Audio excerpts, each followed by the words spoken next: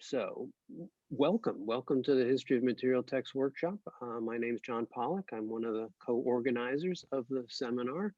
Many familiar faces, so I'm happy to see you all back, but perhaps a few folks who are not regular, and that's great too. My co-conspirators, maybe not the perfect word for tonight, but co-host, co-organizers are Zach Lesser in the English department. Hi, everyone. And Jerry Singerman in the Penn Press, from the Penn Press. Hello, everyone.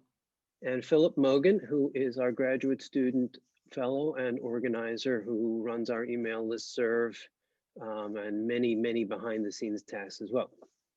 Hi, everyone. And just got his power back somewhere deep in the heart of Texas. We will follow our usual routines tonight. Again, if this is new to any of you, we have a presentation by Mélanie Péron, and that will be followed by a question and answer session. And you are welcome to use the chat all throughout if you wish. And then we'll take questions live as well using the raise hand function in the reactions on the reactions tag in Zoom once Melanie's talk is done, or you can pose questions in the chat, which we will field and moderate. So it is really truly a pleasure, great pleasure to introduce my friend, colleague, Mélanie Péron ce soir. Really grateful to have her with us. Mélanie is, as I'm sure many of you know, senior lecturer in French and Francophone studies here at Penn. And she is director of the Penn in Toul program. That is a program that will be running one day again, right, Mélanie? Espérons. Mélanie did her advanced studies at Sorbonne and Sorbonne Nouvelle, Paris 3 and 4. And she's been at Penn, she reminds me, since 2001.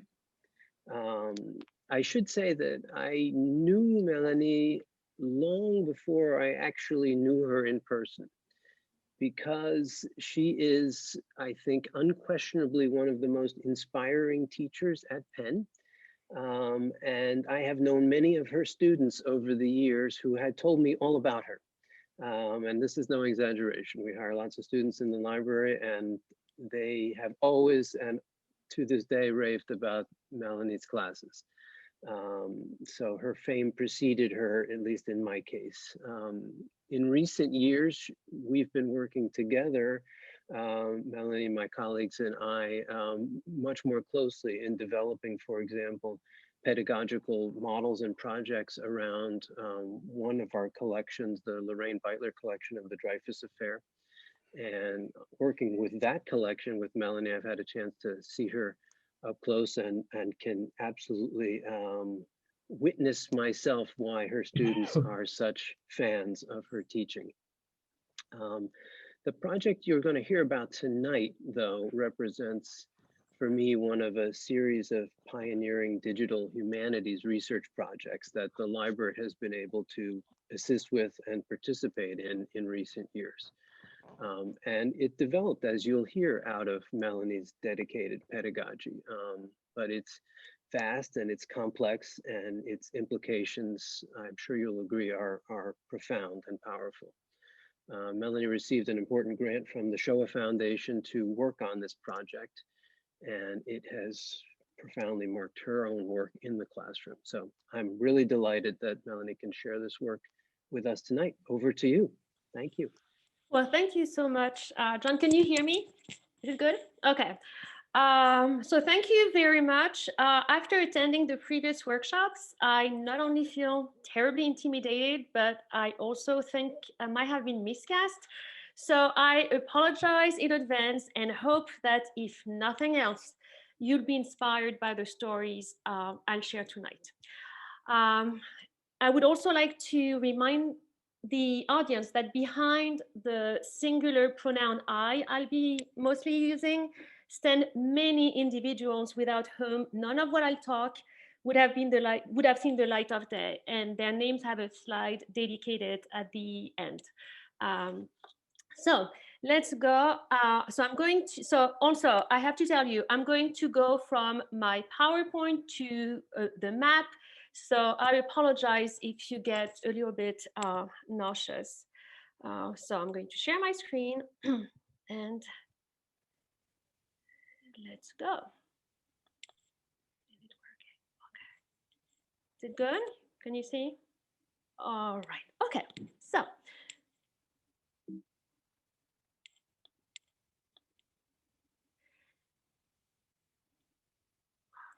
So in this presentation, I'll describe how an initial digital map project designed to become a pedagogical material for my class branched out into a series of digital projects designed to tell the stories of individuals whose name could not be heard at first. The projects were created for an undergraduate advanced French history and culture course entitled Paris, Paris sous l'occupation et ses non-lieux de mémoire. So the French title is a play on the words lieu de mémoire, which means a place of memory, and un non-lieu, which means a dismissed case. So it's Paris under the German occupation and it's places, non-places of memory. So the first questions I was faced with when putting the syllabus together were how could students of French from an American university understand a past neither of us lived, and how to expect students, some of whom have never been to Paris, to envision the city under the German occupation without even knowing its space. So after piloting the course and getting students' input at the end of the semester, the idea to create an interactive map came as a way to address these questions. The Othoyo London project was a first source of inspiration. Unfortunately, it was a Stanford University developed software which was not ready to be shared yet. So with the support of the Penn libraries and the Price Lab for Digital Humanities, a first map was designed using the plugin Neatline and hosted on the open source web authoring tool Omeka. But before going into the technical story of the creation of the map, I would like to take you on a little metaphorical detour.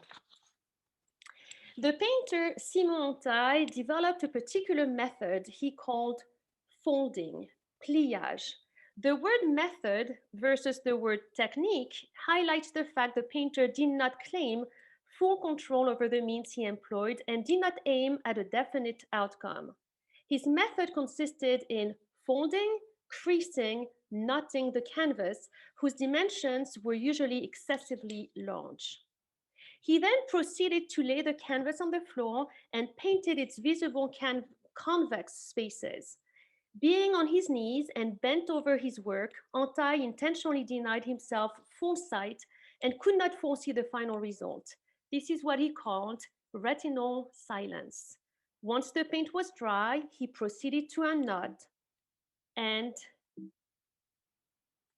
wait, I don't know why, but I think you need to start your slideshow and then. All right, I'm going to stop sharing and then share again. All right, it's not working. Sometimes you just have to hit your mouse instead of the, there we go. All right, okay, so sorry. So I'm just going straight to this one. So in the catalog of a 1976 retrospective, Antaille shared a picture pointing at the origin of his method. The picture shows his mother wearing a meticulously ironed apron. The symmetrical creases visible on the shiny cloth turned the maternal apron into one of the canvas painted by the son. Therefore, one can say his folding method helped the painter bring back memories to the surface. The unfolding acted as a revelation. Antaille talked about chance, hasard, as a key agent in his work for conjuring up what he could not even imagine or think of. Georges Didier Berman poetically calls étoilement the white starring effect left at the intersections and created by the knots. The poet Dominique Fourcade explains that the starring effect represents a sort of lifting, suspension, and a prolongation of a time that is not supposed to last. When the canvas is stretched and finds the verticality it was denied while in the making, one can find themselves here and see its heart beating. I realized what my true subject was, the resurgence of the ground underneath my painting, said Simon Tai. So let's go now to the map, mapping as method.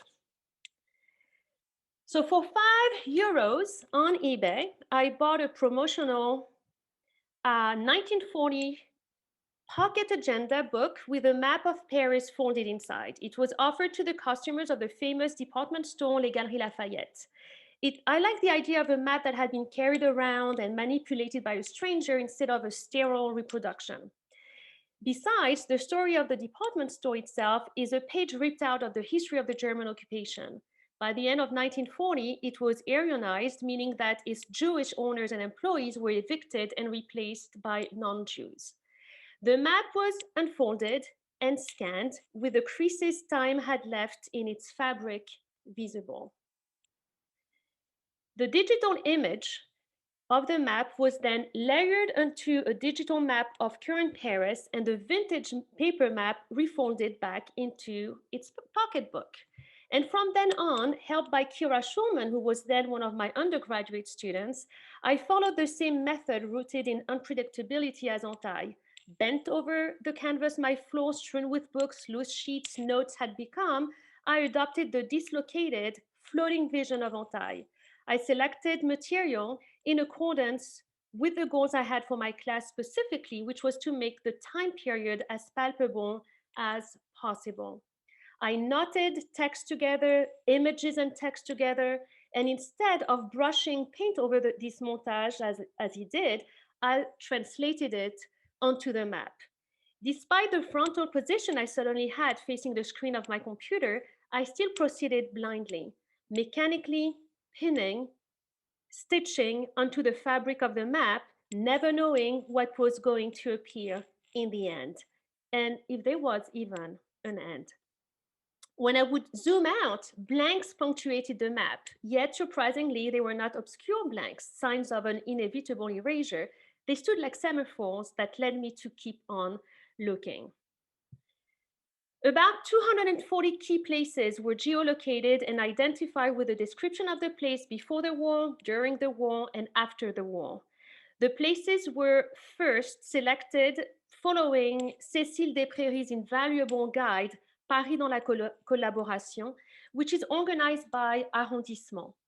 At first, each pin was a simple black dot, which was the default option. Then the dots were color-coded, and finally, icons were chosen from a free website to distinguish what type of place each pin locates. I'm not really convinced by the current choices, and I'll welcome any input from the audience. Almost each pin comes with a picture, and this is where the open source status of the project made things very complicated. The protection we get in the US from the Fair Use of Copyrighted Material for Educational Purposes Act does not apply in France. So I reached out to the Roger Violet National Collection. They authorized the use of mid-resolution, watermarked, and they were not kidding here. This is really like watermarked, it's all over. Pictures for €45 a piece, and that was 3 years ago. So we thought about limiting the access to North America IPs to avoid legal issues, but it resulted in the significant slowing down of the navigation on the map. Fortunately, I came across the website L'Occupation Paris and contacted the owner, Jean-Baptiste Ordas. So you see the pictures on the right. So Jean-Baptiste is a chef who collects all types of materials from the time period. And he kindly let me use as many documents as I wanted, as long as each picture directed traffic to his site. So here, this is the choices I had to make. And like in most cases, Jean-Baptiste treasure is much nicer than the watermarked Violet Roger version. This one is really nice too.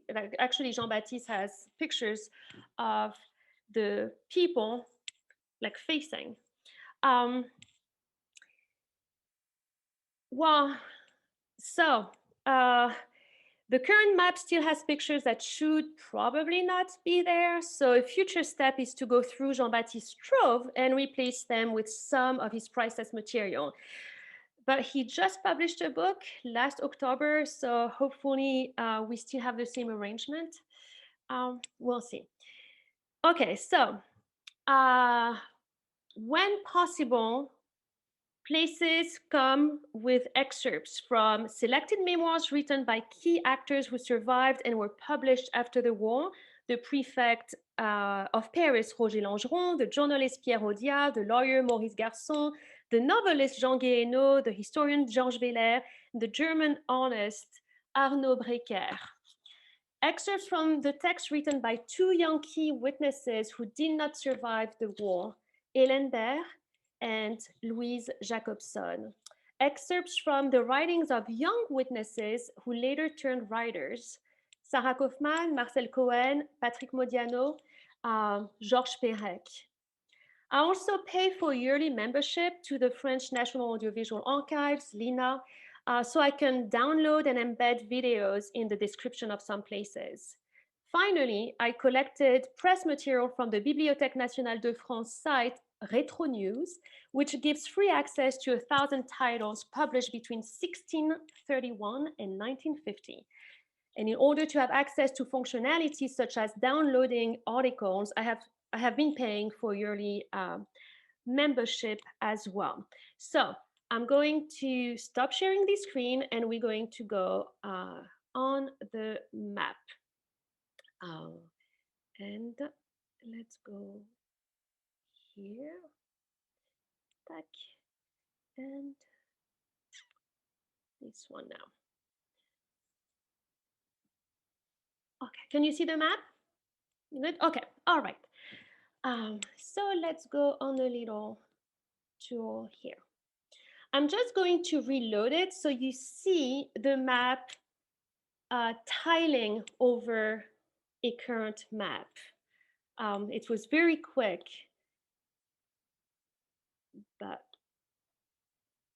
it's really informative too. All right, so you might wonder what the icons are. So the little red dots are actually the hotels that were requisitioned by the German troops to for the German troops. You know, like my students were always wondering, like, where did they sleep? Well, you know, like they went to hotels, and then you have some hotels like this one, for example, that very quickly in the fall of 1940 was looking for a young woman who could speak German and French to work at that hotel. Then you have, so this is the icon for museums. This is the icons for, okay, like couturier or like fashion. This is the icons for anything related to the Vichy regime, icons related to the occupation troops, icons related to, so either the Jewish community or the anti-Semitic culture. So I'm just going to like show you a few of those pins. So this is the opera, Le Palais Garnier. And if you click to this picture, it takes you straight to the site Occupation Paris by Jean-Baptiste Borda. And then you have a description of what it was before the war, during the war. And here you have another picture coming from Jean-Baptiste collection, which shows one of those free concerts, public concerts that the Germans would give right outside of the opera. Then you have testimonies by Pierre Audiat, who talks about the visit that Hitler made to Paris in June 1940, and one of the places he really wanted to go see was the opera. Arnaud Breker comes in and gives his version of the story because he accompanied Hitler on that very quick visit. And then you also have the testimonies of Langeron and Guéhenno, who talk about how quickly the Germans were reopened, had the opera reopened, and were the main costumers. And this is what you see in that article here. So published in October 1940. Here, so I'm just going to make it a bit bigger here. So La Vie à Paris, so life in Paris. And if you read here, it says how like the Germans like love going to the opera, and sometimes you have like some of the officers like get like thousands of tickets for their own soldier. What you can also see, that's part of the life in Paris, is here the edict that said that Jews had to have a sign on their door saying that it was a Jewish business. So this like newspaper here really like restitute the context of life in Paris at the time. What could I show you? I don't want to. Okay, so let's go to the museum. This one here. Let's go to l'Orangerie, for example. So l'Orangerie is in the garden of the Tuileries, and it hosted two big exhibits, one being the exhibit of the centennial of Monet and Rodin in 1940. And I could just very quickly play. So you see. Paris, à l'occasion du centenaire de la naissance de Claude Monet et d'Auguste Rodin. Okay, and here you have a video advertising the exhibit by Arnaud Breker, Hitler's artist, who was a big fan of Rodin, who came to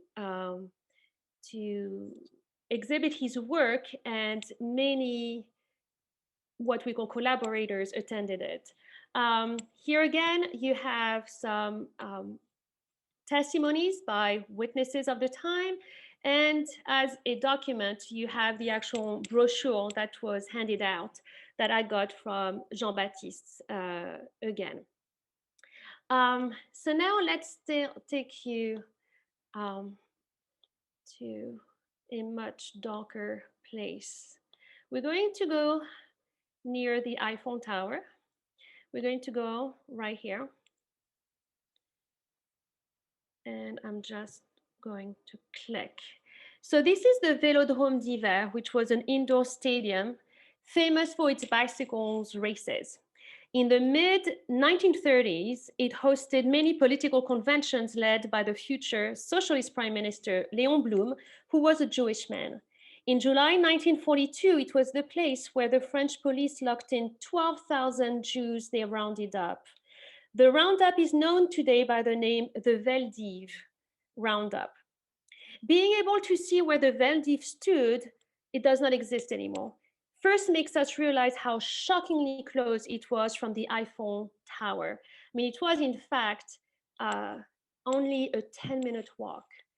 But we can also read from the map that it was the liminal space connecting the industrial neighborhoods in the south, best represented by the Citroën car factory where Taylorism was first experimented in France, and the area here developed through various world fairs Paris hosted. One of the characteristics of those fairs being to build places programmed to be erased from the map almost immediately afterwards and replaced soon after. So I would like us to go and see some of the press articles here. Let's look at this one.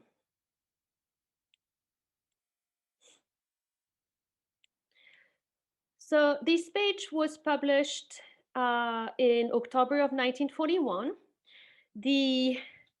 There are three sections referring to the Vélodrome: Nélaton, Grenelle, which were the two streets the Vélodrome was on. And if you go down, La Nuit des Étoiles, the Night of the Stars. So it was like one big event during which there were some athletic events and there were some singers. So fortunately, like the stars do not refer to the yellow stars that were to be worn the following May. But besides the obvious sign of time, such as the ads, if you look through the ads, looking for employees who could speak German, or the mention of a coupon here to buy daily life necessities, if you take a look at the cartoon right here, and I'm going to make it bigger, even bigger. So if you take a look at the cartoon, and then to the ad for the laundry detergent, you see in insidious forms the ideological narrative of the Vichy regime took. They echo the pervasive rhetoric of cleaning/cleansing, the social fabric which took its most dramatic onomastic form in the code name given to the July roundup, Operation Spring Breeze. I'm going to show you another article here.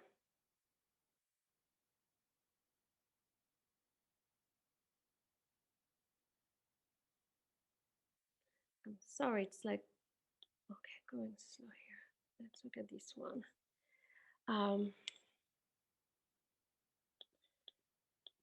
All right.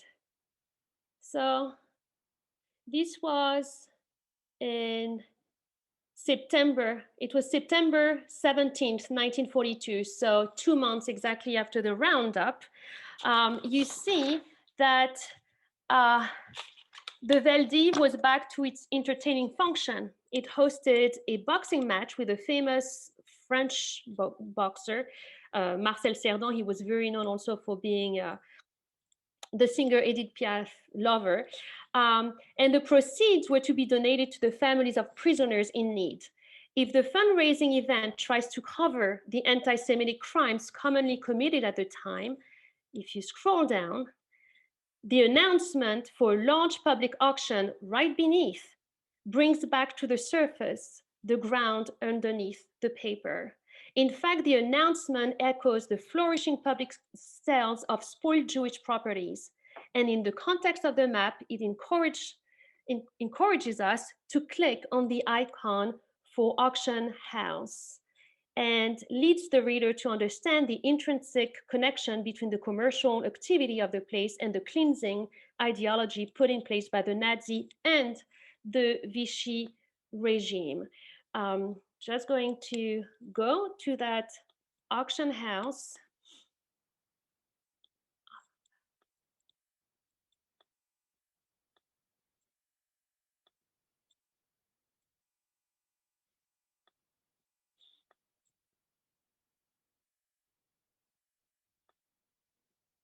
Right here, l'Hôtel Drouot, which still exists, a famous auction house. And if you read here, the establishment was forbidden to Jews. And one of the documents here, on December 13th, 1943, Israelites' properties were auctioned there. So I'm going to show you one last building which shares characteristic with the Veldiv. It's the Lévitan, and I have to find it. It's right here. All right, so the story of the Lévitan building shares similar characteristics with the Veldiv. I mean, if you take the Vélodrome d'hiver, you see that combined with the various material highlighting, on the one hand, the transitory nature of the space And on the other hand, the pervasive theme of sanitation, the visualization of the location of the Vélodrome seems to tell the story of a building predestined long before July 1942, to serve the role of antechamber to the gas chambers, and which predicted the amnesia surrounding it after the war. The Lévitan building was located near the Gare de l'Est, right here, which is the train station to Eastern destinations. And Lévitan was very famous for its modern furniture it was owned by Monsieur Lévitan, a Jewish man, who was himself known for his innovative marketing campaigns in the 1930s. On one of those ads, he is presented, so Monsieur Lévitan is here, he's presented as a perpetual member of the Railroad Workers Brotherhood and offers special discounts to his so-called brothers. On another one, here, a blonde child thanks him for offering her toys, while another ad, here, promises that the Lévitan furniture procures family bliss and forever youth. In 1943, the Lévitan store was turned into a warehouse where captive half-Jews cleaned, fixed, and packed looted Jewish properties such as toys, living room sets, linens, to be sent to Germany for family in need. It also became the personal department store of occupying Nazi authorities who regularly came to shop for free. The remaining stolen properties left by trains from Gare de l'Est heading to Germany, where many, presumably blonde children, were happy to play with semi-new second-hand toys. By trains from Gare de l'Est, so did convoys of Jews leave, heading to extermination camps. Many were unfortunately forever young. The building is today the headquarters of Le Bon Coin, the French equivalent of Craigslist.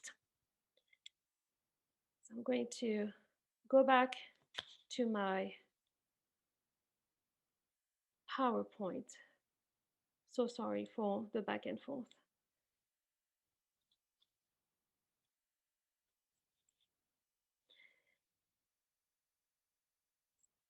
So while famous Parisian locations are already known to most students, the map summons the untold narratives hidden behind these places and unknown ones. It reminds me of what Patrick Modiano, who received the Nobel Prize for, and I quote, the art of memory with which he has evoked the most ungraspable human destinies and uncovered the life world of the occupation, described in his Oslo speech. In my youth, to help me write, I tried to find the old Parisian telephone directories, especially the ones that listed names by street with building numbers. I had the feeling as I turned the pages that I was looking at an X-ray of the city, a submerged city like Atlantis, and breathing in the scent of time. A neat line makes the ontological connections between the temporal layers literally visible, as you saw earlier, further supporting Modiano's palimpsest metaphor. You know, upon logging into the map for not even a second, one can witness the layers overlap, the World War II map coming together, and eventually laying over the current map of Paris. It illustrates the potential inherent preservation capacity of the map, as opposed to the idea of deletion and obsolescence often associated with digital platforms. So remembering and staring effect. So the background of the course was initially woven around the stories of three young women, Hélène Baird, Dora Bruder, and Louise Jacobson. Hélène wrote a diary started in 1942 and interrupted in 1944 when she was arrested. Louise wrote letters written during her captivity in the Drancy camp.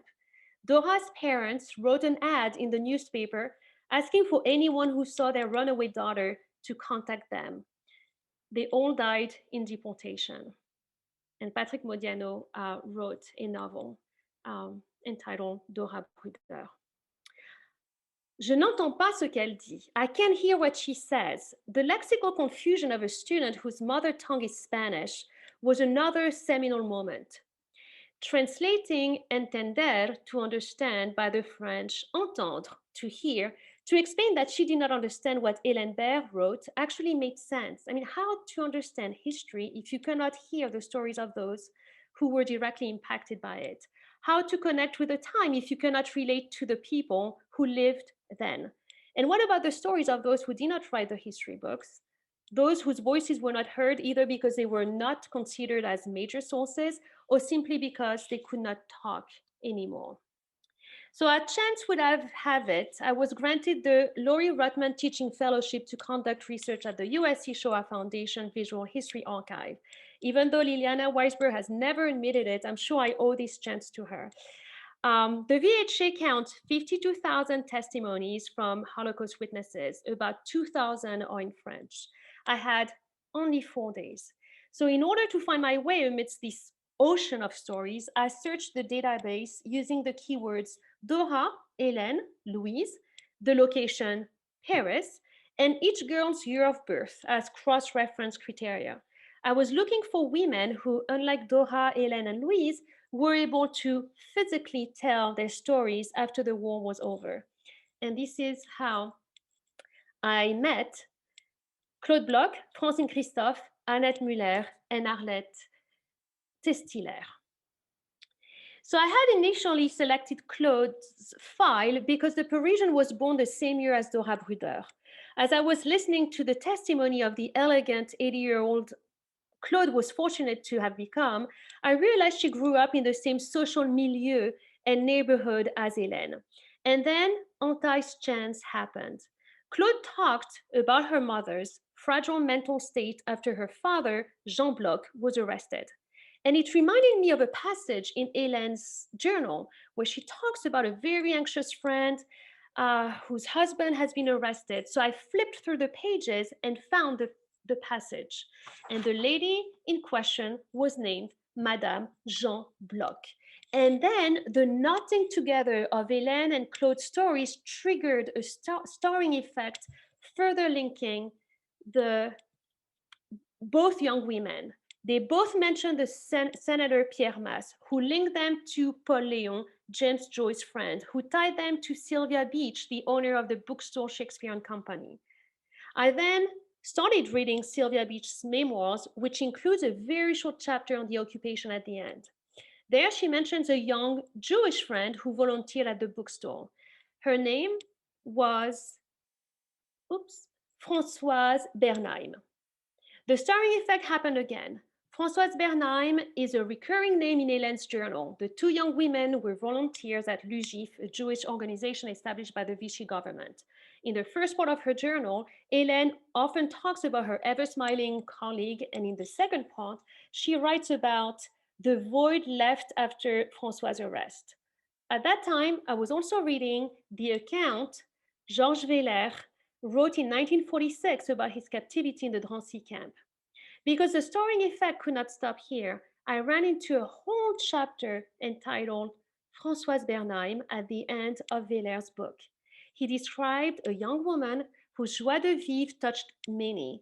And in the last scene of the chapter, we see her walking towards the bus, taking her to her final destination. She pulls the hood of her gray raincoat over her head and waves goodbye with her typical smile.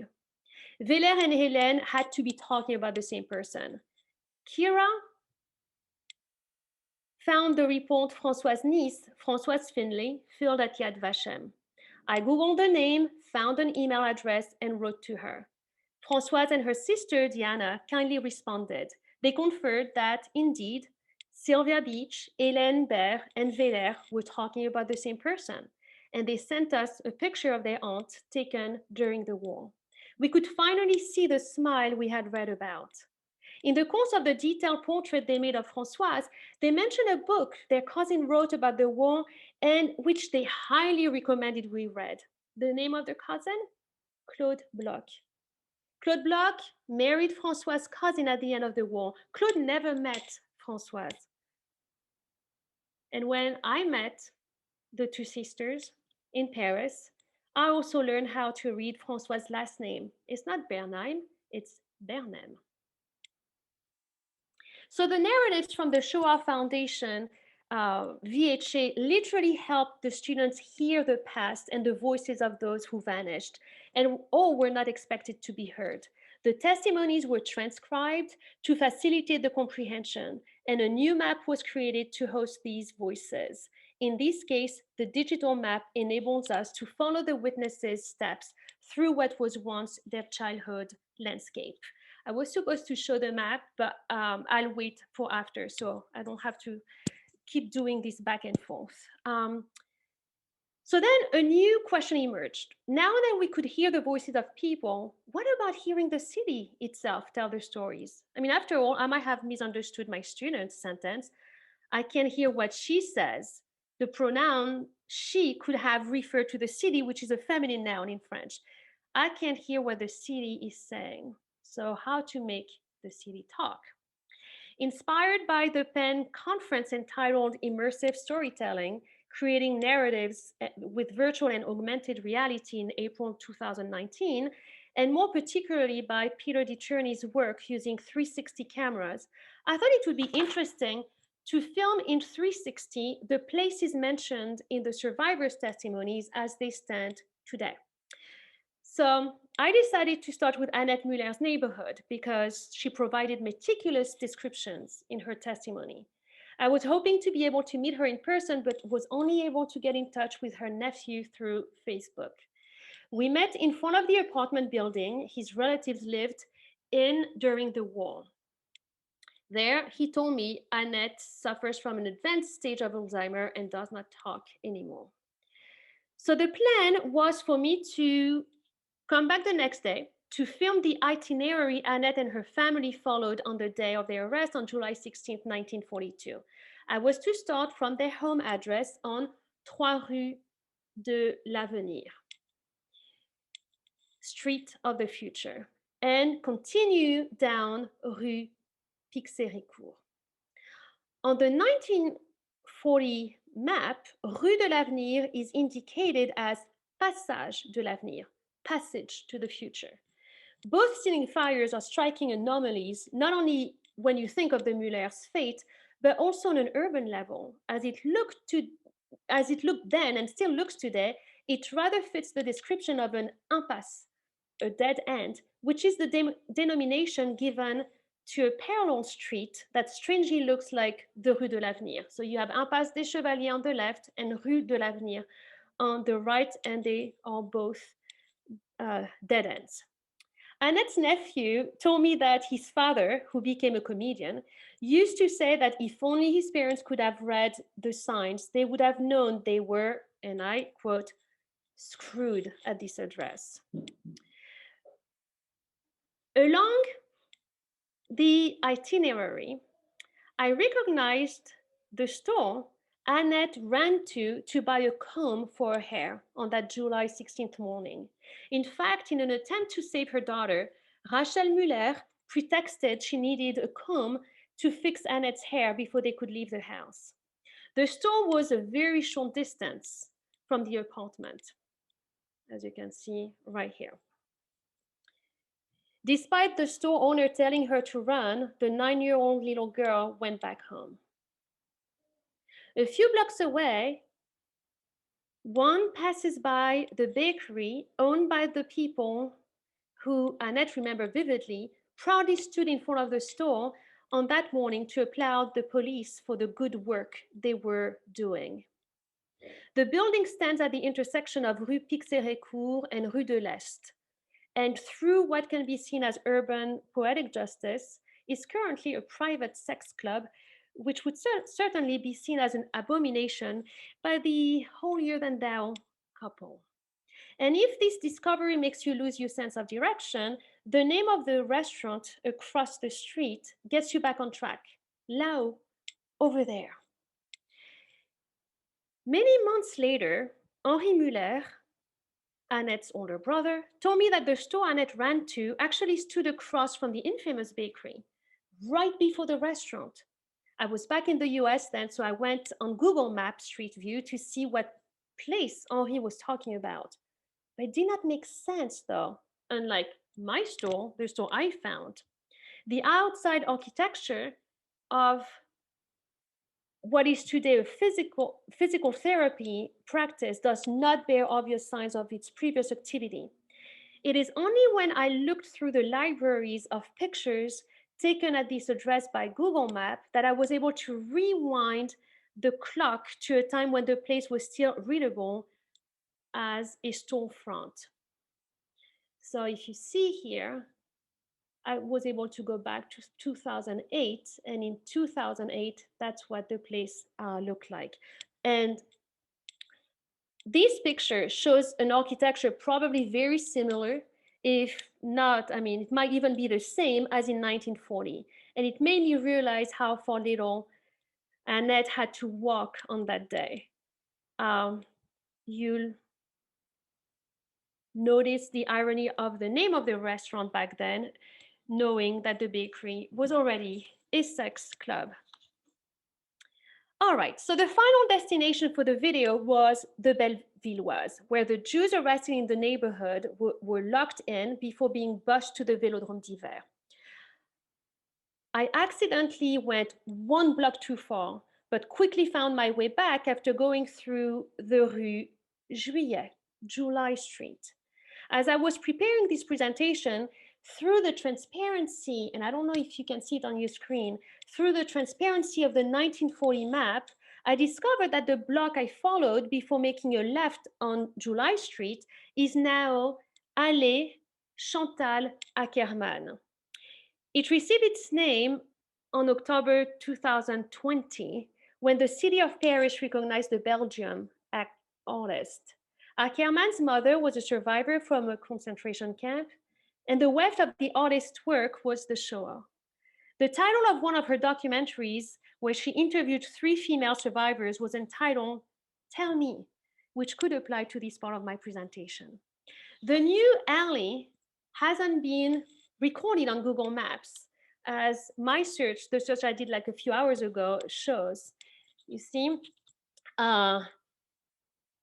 I typed Allée Chantal Ackermann, and the result was this crossed out Allée Chantal Ackermann. And this like almost looks like a posthumous trick of the artist to continue weaving her narrative on alienation, emptiness, and amnesia, as she did in her movies. So I arrived to the Bellevilloise in what is now an African dance studio to ask the owner if she would let me film the next day. As I was explaining to her that I was filming the story of Annette Muller, she interrupted me. You mean Rebecca? I repeated that I was there about Annette Muller, and she insisted, no, you're confused. You mean Rebecca?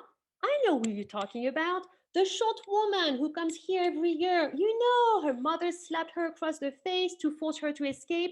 I tell you, it's Rebecca. A few minutes later, I found myself frantically typing on Google search Rebecca, Bellevilloise, July 1942, slapped by mother, and I found Rachel Jedinac. I typed her name on the online phone book just to see. I mean, after all, in the age of cell phones, who has their names on the national phone directory anyway? And there she was. I hopped on the subway and headed there. I arrived to her door and knocked.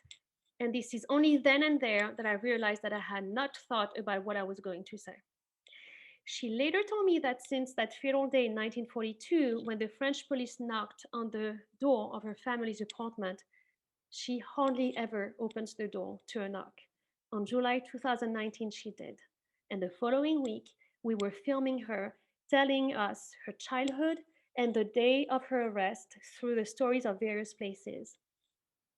She told us how shocked she had been as a child when she saw piles of pictures taken from Jewish homes and thrown in the gutters by the French police. And in the videos, I added pictures of the vanish she's talking about. And these makeshift ethnographic clips were then added to the digital map dedicated to Rachel. And here I am going to show you one of those videos.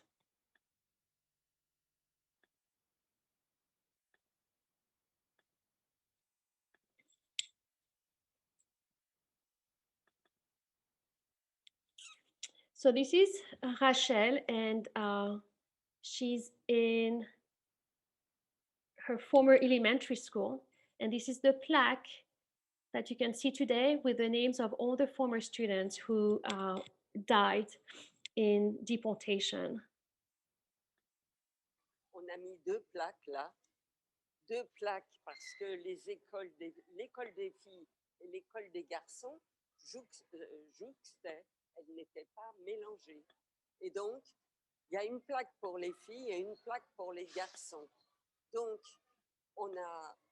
j'ai mes 3 cousines qui sont là et mon cousin Paul Sankiewicz qui figure sur la plaque des garçons.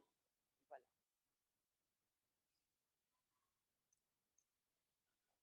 On a eu beaucoup de mal à retrouver les noms de tous les enfants de cette école, comme partout dans Paris et ailleurs.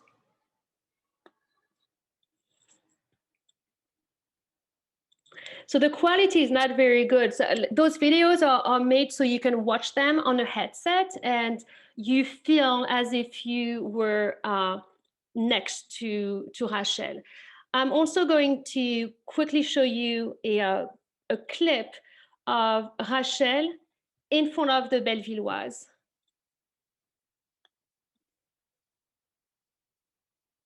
C'est là qu'on est rentré, par cette porte. Vous voyez, c'est un lieu communiste, il y a encore la faucille et le marteau en haut.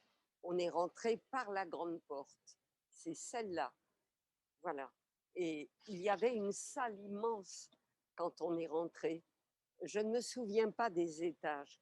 Il y avait une salle immense où on nous a enfermés. On était debout, serrés les uns contre les autres. La petite valise ou le baluchon au pied. Et les enfants hurlaient, pleuraient très fort parce qu'on les avait réveillés en plein sommeil. So these videos are available on YouTube. So if you want to go and see them. So I'm going to go back to my, okay, back to my PowerPoint.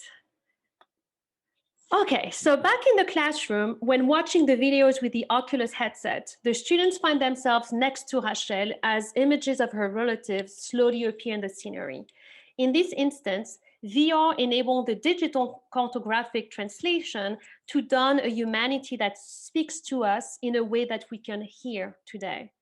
The first time I watched the Bellevilloise video with the Oculus headset, I realized that we were walking past a small Thai restaurant. On its bright yellow front, one can read its name, L'Échappée, which not only means... Mélanie, I think you need to go back to your PowerPoint and stop share and start again, sorry. Oops, I have to go. Okay, Yeah. so sorry. Sorry. No, that's, can you, okay. Can you see now, this one? Yeah. Yep, okay, so sorry. All right, so.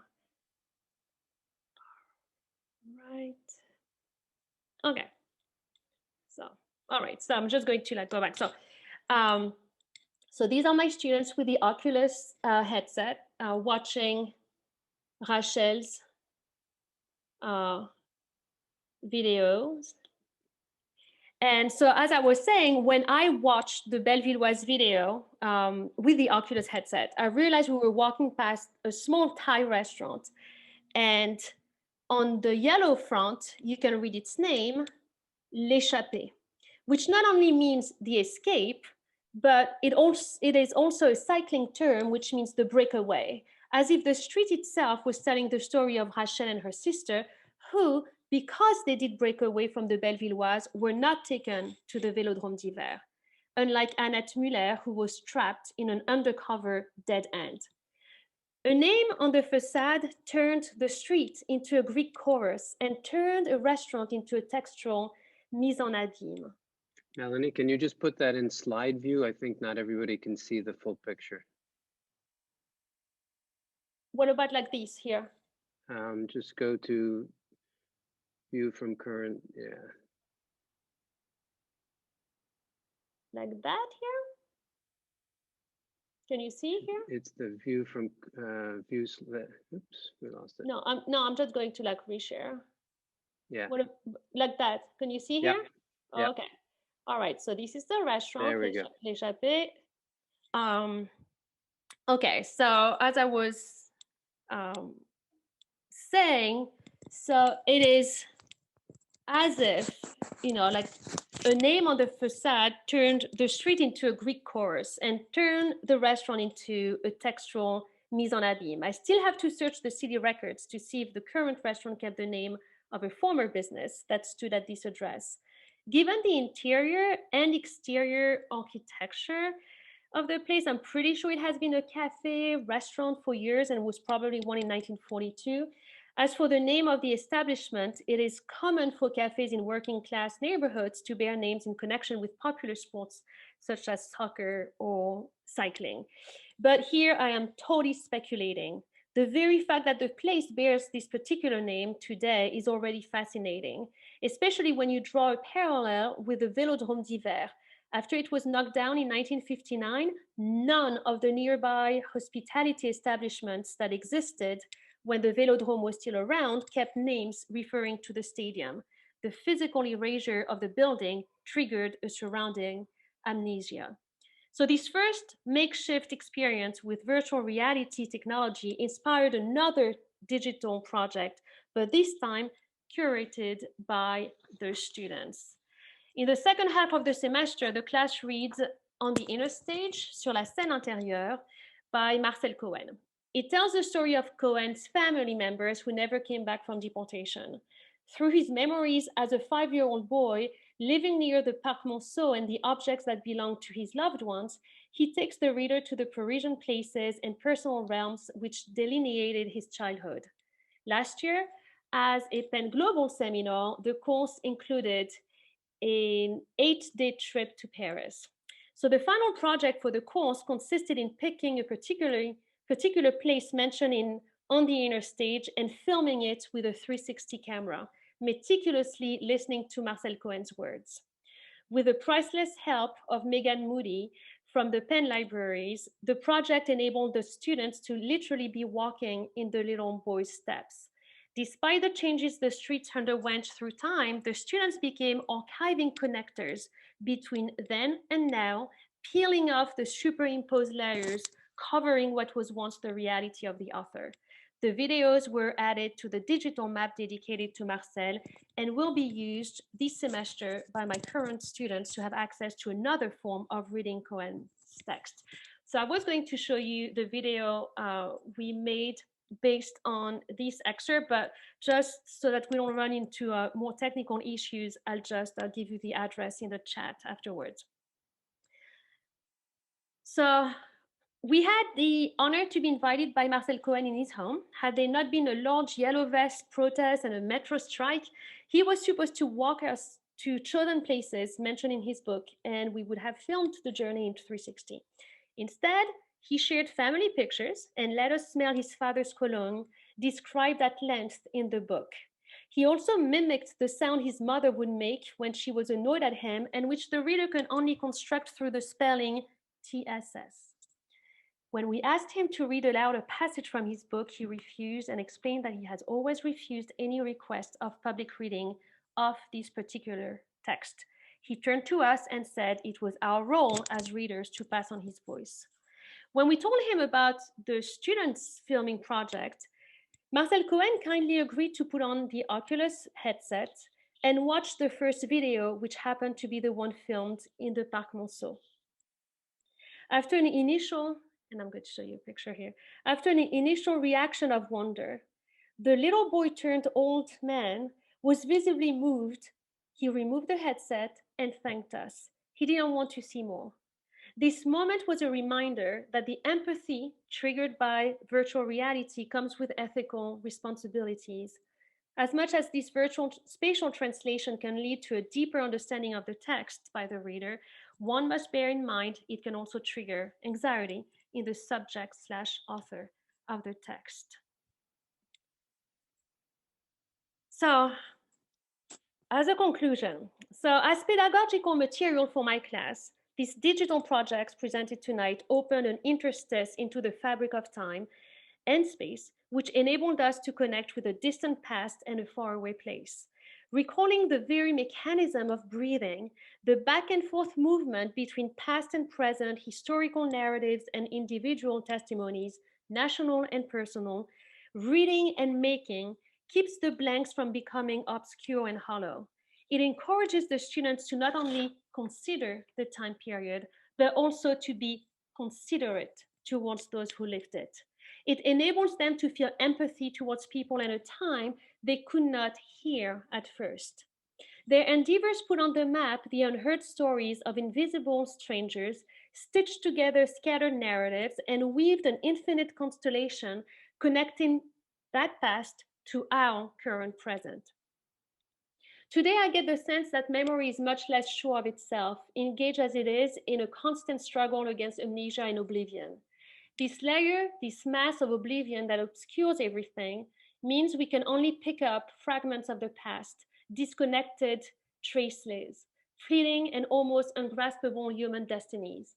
Yet it has to be the vocation of the novelist, when faced with this large blank page of oblivion, to make a few faded words visible again, like lost icebergs adrift on the surface of the ocean.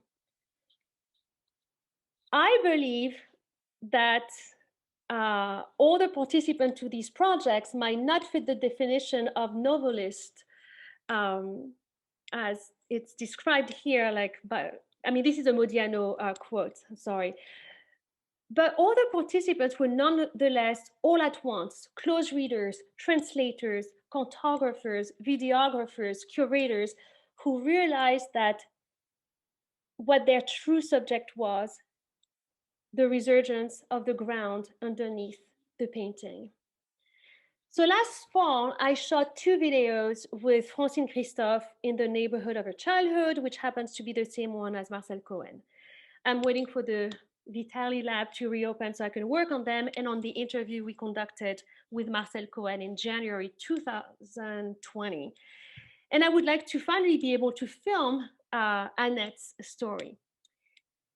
Last November, Henri Muller welcomed me with a trove of material, pictures, handwritten letters, cards, official documents. And when he parted, he entrusted my students and me to preserve these family documents by translating them onto a digital platform. And this is the final project for the class this semester. I received a letter from him a couple of weeks ago in which he says he hopes he provided us with enough material. And this takes us to a crucial question I have been struggling with. How much material should be included on the map and the website at large? I mean, as the first map stands now, it is a mess, okay? Like, I'm sure you thought so too. I mean, a student compared walking through the map to walking through a flea market, and it's a perfect analogy. You never know what you'll find, and while some material enables you to magically breathe in the scent of time, other pieces makes you wonder why they are there. And circling back to Antai, at the end of his life, the artist cut out individual canvases out of his latest monumental works to reframe them so they stood on their own. He called them laissés, leftovers. My next step should be to cut out and reframe. One idea is to create different versions of the project, one tailored specifically for my class and another one for a wider audience, freely accessible on the web. I said should because in order to turn the Omeka site and the map into a polished, reliable source, I need time and above all, levels of expertise I don't have. There should be a historian validating the material, a librarian organizing that mess, a lawyer taking care of the legal issues, a professional videographer refilming the videos, a professional webmaster developing a more intuitive site, and responsible for its maintenance. Because this is something I haven't talked about, but a digital project requires constant care. For example, what you did not see tonight is me furiously fixing all the broken links before the presentation. So my story is a cautionary tale for anyone who embarks upon a journey in the realms of digital humanities. One should be prepared to turn into Alice in Wonderland. Once you step in, you never know what's going to appear in the end, and if it is in fact ever going to end. As the academia is encouraging instructors and PhD students to tinker with digital humanities, I thought it was important to highlight the obstacles that can be faced, in particular by non-standing faculty who have no assistant, no research fund, no sabbatical to help them see their projects through. So don't get me wrong, I have no regret, and all the étoilements sown along the way are, because I'm still on it, are making the journey all the more magical. And when I have doubts, I reread the handwritten note Marcel Cohen sent us. Your visit to Paris, your work, your curiosity are extremely precious if one thinks about the future, and I don't doubt you have the ability to make it less dark than the past was. Believe in all my gratitude and my deep friendship. So I'm going to conclude here. And as I said at the beginning, many people made these projects possible. And even though I was presenting alone tonight, I must not forget to mention their names. And here they are. Thank you. And I'm so sorry for this big technical mess. I'm going to stop. Are you okay? You're not too nauseous? Fabulous. No, of course not. I think actually the technical challenges tie very nicely to your conclusion about the technical challenges. So while everybody takes a breath after that amazing tour, Mélanie, I'm going to read out a couple of things that have come in the chat here. So there's been some very interesting discussion going on. And let me just remind everybody, please, that if you would like to ask a question, you can use the raise hand function in the reactions tab at the bottom of your Zoom screen. So please prepare your questions. I'm actually going to start from near the end. Some notes of praise from Andre Goulet and Dan Raff. Katrina McLeod reminds us about Michel de Certeau's writing on the texturology of the city. And Whitney Tritine asks, has a comment too, fabulous work. I'll just, Whitney, are you there? Do you want to read your question out or talk your question? Yeah, I could say it. It's just a little noisy here, but I love this. I thought this was so cool. Thank you so much for presenting on it. I just kind of selfishly am wondering, you know, how to work with more distant archival materials, really. I mean, I'm interested in that you're using living subjects and living memory in relation to these archival objects, and just kind of wanted to hear you talk more about it in general.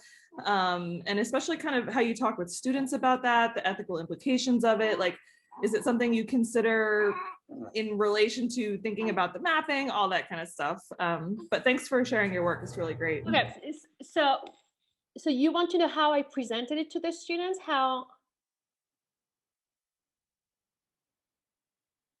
More just thinking about the relationship between working with living memory and archival memory. And if you talk with students about that, how you think about it in relation to your own work. It's just, I thought it was so rich, the different layers that are going on in this digital project. Okay, so the first half of the semester, it's called ancrage, like to anchor. So it's almost like a history class in French, but you know we go through primary source, like official material. The second half is called ancrage with an E, so it's like inking. So we see how the witnesses or the post-memory witnesses translated their experience or the history. So this is how so this is how we don't really have theoretical conversations. It's very much as we do it. There's another thing maybe I should mention. I don't know if there's any language instructors here, but for the grading. I don't know if that interests anyone how I grade it, because I don't use any rubrics. I think that would be totally ridiculous and totally out of place given the actual topic. It's pretty much a code of honor. You do your work, you're fine. You don't do the work, you get a grade you will not be happy about. And that's the, we have this almost like pledge at the beginning of class. And very quickly anyway, they've realized they're not working for themselves. We're working for them. We're working for these people. So I don't know if I answered your question well, Whitney. Is it? You also have to understand it's only a 200 level class. So and it's still a language class. So sometimes there are some other things we have to work on. Yeah, and I would say, just as a small follow-up, that one of the challenges this presents is that the class cannot contain the project, and it's a multi-semester class and potentially a project that could go on for years. Let me just, Jess Linker is here, I think. Would you like to, are you there, Jess? You want to read your question out? I'm here, I just don't have camera right now. So I was very intrigued in particular by sort of your use of 360 video. And I'm another sort of practitioner of sort of virtual reality and 360, particularly sort of in student and pedagogical settings.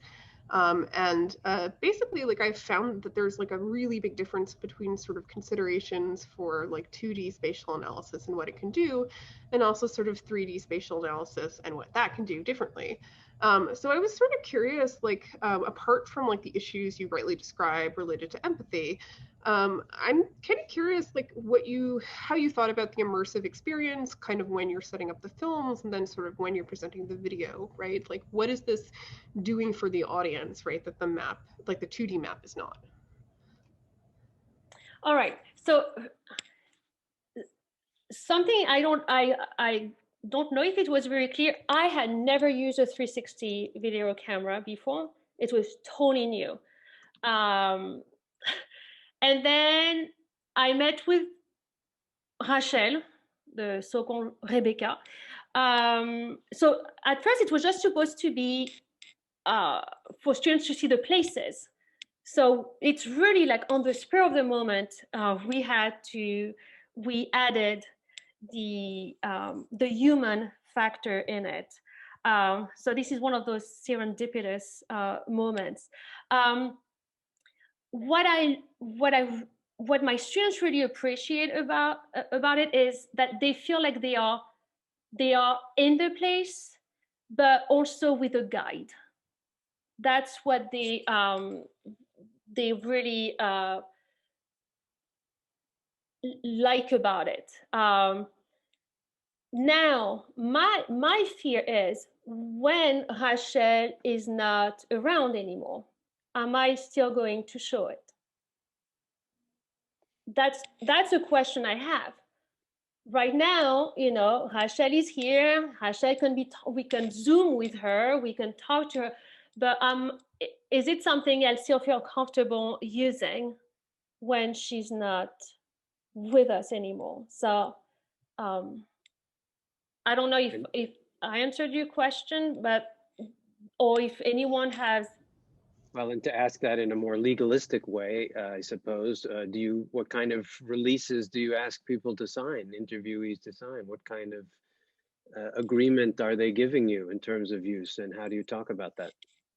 Yeah, so with Rachel, it was, you know, I just ran into her and I was like, you know, I have a 360 camera, like, would you? She's like, oh yeah, I'm coming. But I found out afterwards that Rachel is a very well-known witness, as we call them in French, témoin. She's in a lot of documentaries. So I didn't have any legal paper. I did ask her. I said, you know, like, what she was like, oh, you know, that's fine. but you're right. I mean, that's something I have to talk about, but I really don't feel very comfortable asking her, Rachel, like after you pass, like, yeah. So this is also like the story of this whole project, which it kept opening doors and doors and doors. And then it did not take care of some things it should have taken care of. Along those lines, I was wondering, can you give us an example of something you decided not to include? Because as you say, the problem is, where do you stop? What are the limits? The depth can go on forever. But was there something specific that you said, no, this is outside the scope or at least for now? Yeah, it was very much, once you get into reading the ads or the advertisement, you could find so much. And I used to just like dump all of that on the map. And then I thought, I mean, the students are never going to read it. It's too much. It's going to scare them away.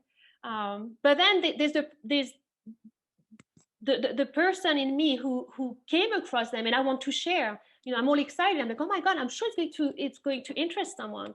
But then the teacher in me pulls me back.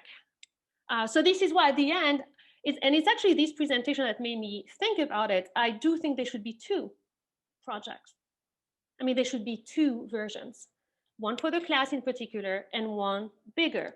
But the one bigger has to be extremely serious, organized, not as messy, much more, and follow a much more orthodox method.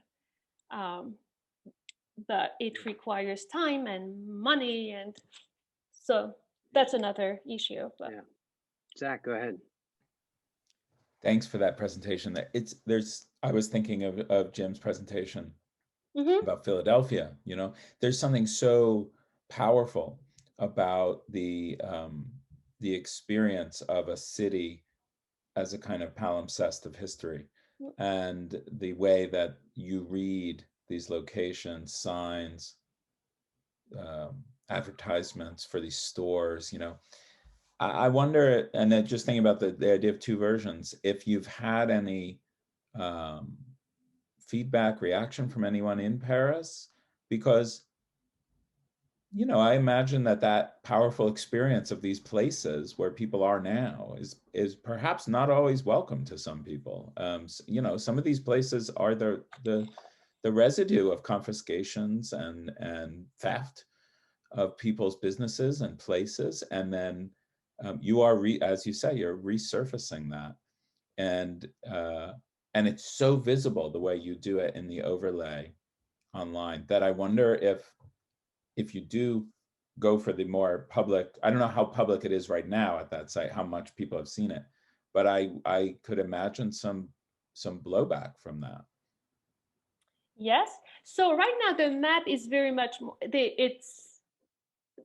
there's very few private places that are shown. So on that first map I showed, it's more it's public spaces or administrative spaces. But I did have, so each woman, each witness had her own page with her own map where we located. And one thing we tried to do when we were in Paris was to try to go to those places, and knock and say, hi, we would like to, would you be interested in showing us the inside of your apartment? This is where Francine lived and stuff. And it was very, very, very interesting as, so one person was like, yeah, sure, come in. It's a mess, but it's fine. And another person would not even open the door. She talked to us through the door and said, I don't understand. Why now? Why does she want to come now? And it was so that's what we realized, not only like ethically, but in any way legally we're not allowed to. we would not be allowed to, we can just film the outside, but we could not, unless we had the authorization of the person. But most of those places now are condominium, and they have, what is it, HOA or something, like, so you can even go in the hallway. But there's actually a very interesting story here. When I went with Francine Christophe last fall, she had never gone back to her building since she had come back from Bergen-Belsen. And she was like, do you think I can go in just the hallway? And I was like, I don't know, so I just knocked on the window of the groundskeeper, who opened, and she said, okay, yeah, you can come in. And then they realized that the groundskeeper had been there since the 60s, and she knew people that Francine knew. And for like 20 minutes, they talked about people they had known. And so I did not get any footage. I wasn't allowed to. But what I did for Francine, made up for it. So I usually now tell the stories to the students. But yes, there's so much that happens that cannot be recorded. So it's the irony of it all. Like, the whole course is about keeping it visible, but at the same time, there's a lot you can't include.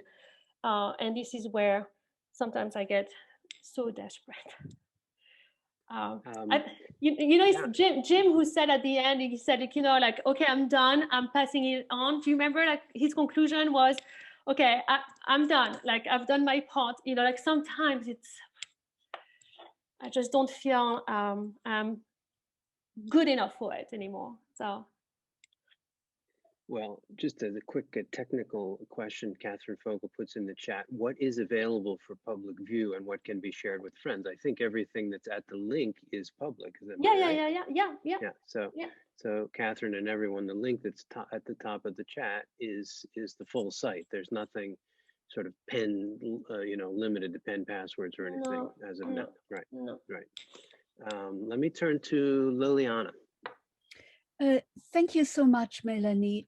I would like to kind of ask you about an issue that I'm facing myself in my work all the time. So that's where my interest comes from. The question of distance. And the question of distance on two levels. One, how to write or think about history.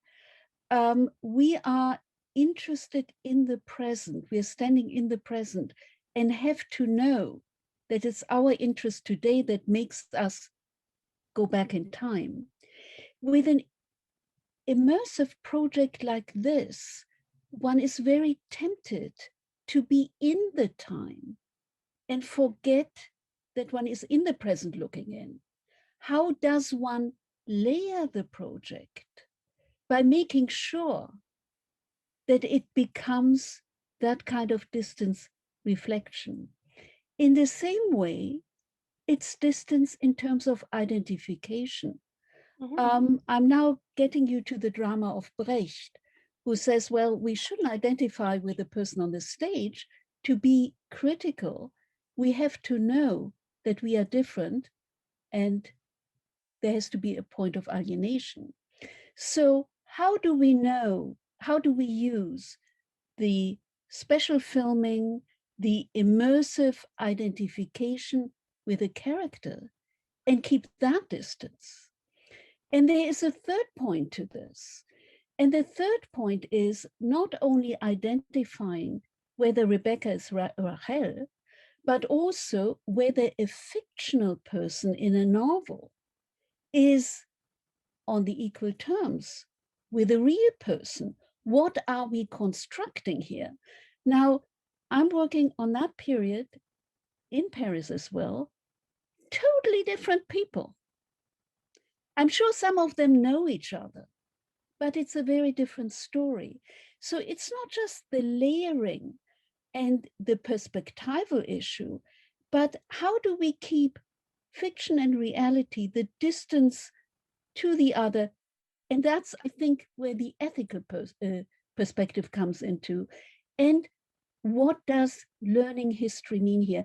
And I know that I'm pushing you in a direction that, I mean, we shouldn't forget that this is a fantastic means also to learn French and to understand something about Paris. But to balance orientation and disorientation is to have this issue of distance always present. Well, I think actually, like, this is why I told you the story of me identifying the store where Annette went to get her comb, because I totally projected there. You know, I thought it had to be it. And actually, Kira, who was one of my students who was there with me, we were convinced that was it. And then, you know, we would, oh my God, you know, like, so she just crossed the street. So I wanted to tell that story because you can also forget, like, you get into the story and then you try. Melanie, but that's also my point. It's Yeah. also about you and about Kira and about making the distinction. And so, I mean, that reflection has to be stressed somehow. And I wonder how you will do this and how you can do this. And I'm out of it now. I don't know. I don't know how I would do it. This is, I think it's like, this whole project really was very much like evolved organically. It's not something that started with a thesis. We just launched into it. So we kind of going backwards now. You know, all those theoretical questions or ethical questions are really being, you know, we are facing them now, you know, and feeling bad about it, thinking like, what was I thinking? But this is why also I wanted to be extremely transparent about how the whole thing was done. Many mistakes were done, and I tell that to the students. Okay, it's very easy to misread the story or to make the story sound how you constructing it to be. And I guess then reading Dora Bruder by Modiano helps. It gives us a backup here.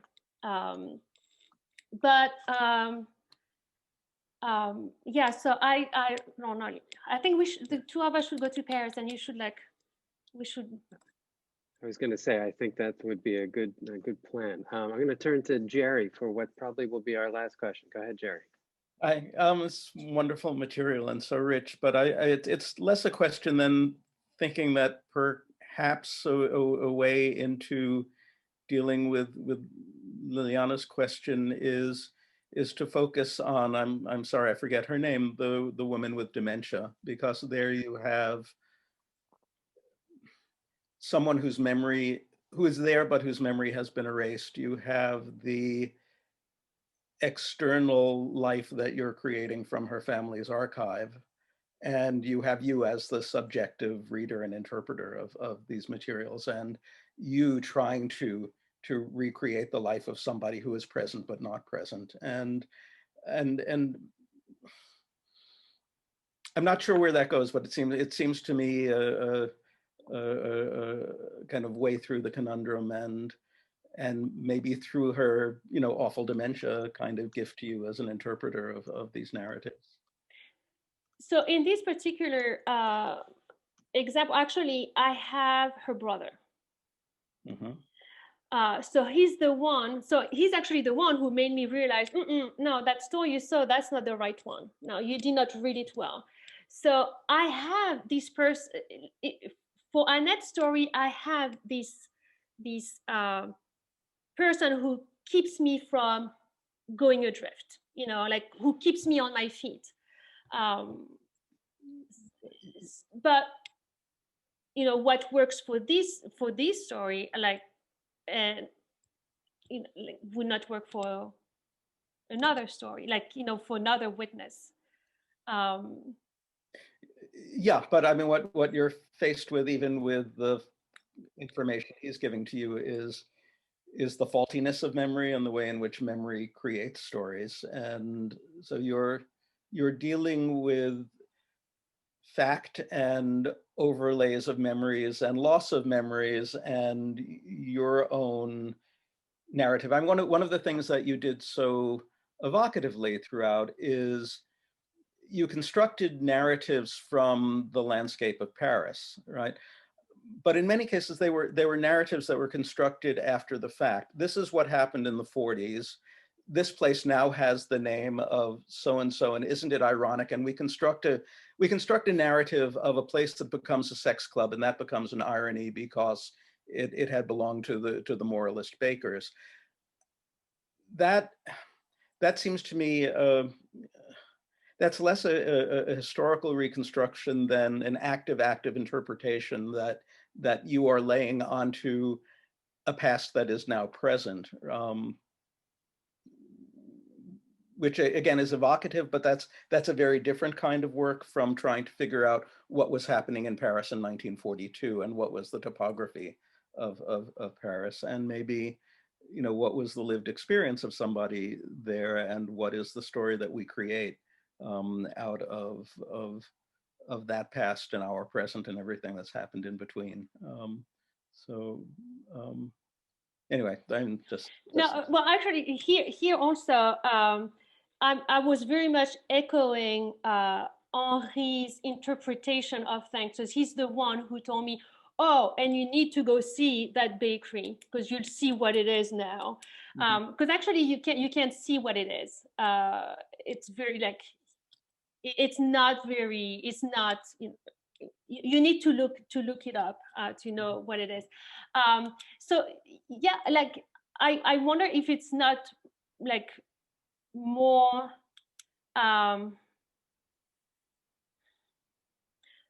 it's more like a metaphor of my own journey into it, you know, than a reconstruction. At first, for me, it was very much distances, you know. And then, as you said, so Annette's memory, but Annette wrote her memoirs in the mid 80s. And her story and Rachel's stories, there's a lot of common points. But yeah, like Kira and I always like joke, like it was more we were more trying to find ourselves in this whole labyrinth than anything else. It was much more our story, trying to how to tell history to my students, you know, like, so yeah, so this is why also, I guess it was another question, it's important to have someone in those videos, like guide, because I'm not there. When you see Rachel, I'm hidden, I'm far away. So then she's the one telling the story more than, but yeah, I lose sleep sometimes over all those questions. You know, I feel like I'm manipulating something dangerous, you know? Yeah.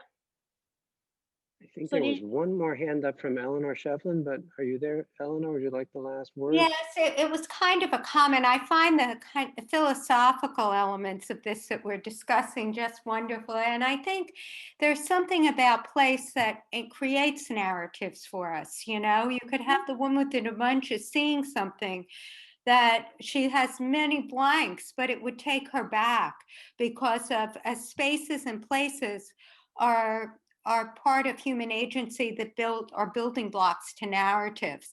And I think, I don't know, I think there's this need. I'm thinking of Nabokov when he looked in Speak Memory, that title of his book, when he's talking about looking at a photograph of his parents and he wants to know them. But as a 5- and 7-year-olds they were then, and not the way, not to recuperate them, but there's some need. And I think that's what inspired your project. And when I've seen these different reconstructions, and I was about to put something in the chat, because I think what you've done with DH is very different, of course, than doing this, reading it in a novel like Dora Bruda, or seeing something in the film. But there was a 2017 film that looked at one apartment building in Paris. You probably know it as the Rue Saint-Maur, I think. Yes, just wonderful. But they also had the survivors, which goes to Jerry's things, coming back and adding to this and seeing the imperfections of memories. There were people that had been rounded up, some who'd been saved in the building. And but there's something else that what you're doing, because of the virtual reality and the different nature that we are able to do through technology, that is very different from other media. So it was just more of a, I just think the whole idea of this push to reconstruct and the faultiness of memories, we always know we're not creating that. I loved your project, if you can't tell. I just loved it. Thank you. So. And I would say that the chat has exploded with people that love your project. I think in the interest of time, we're going to stop here. There's a great chat that we'll save. I would just like to thank you, Melanie, so much. Let's all please share our gratitude with Melanie. And I think there are a lot of conversations that have just begun. I mean, if anyone wants to join me, because I feel a bit lonely on this journey, if you go to the last slide of my PowerPoint, you'll see that almost all the people I worked with at the libraries left to other institutions. So if anyone is interested in, like, putting me back on track, like making sure I don't, lose myself in interpretation, if you know how to film, give me a call. Well, I take that as something we can all participate in. So agreed, we're up for it. Thank you everybody for coming. We'll see you next week or soon. And yeah, be well. Thank you. Thank you.